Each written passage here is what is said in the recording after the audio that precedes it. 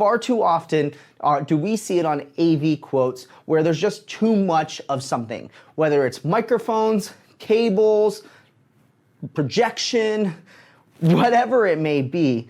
This is your chance for you to dive in and make sure that you have exactly what you need. For example, if you have 4 people speaking on stage at any given moment, maybe you have one MC as well who's gonna come up on stage and after stage, and you want them to have their own dedicated microphone. And let's say you have one question and answer microphone. That's a total of 6 microphones. Well, now you can do that counting and look at your quotes and see, oh my gosh, there's 10 microphones. Ask your AV company to get rid of 4 of them, and boom, you're down to 6.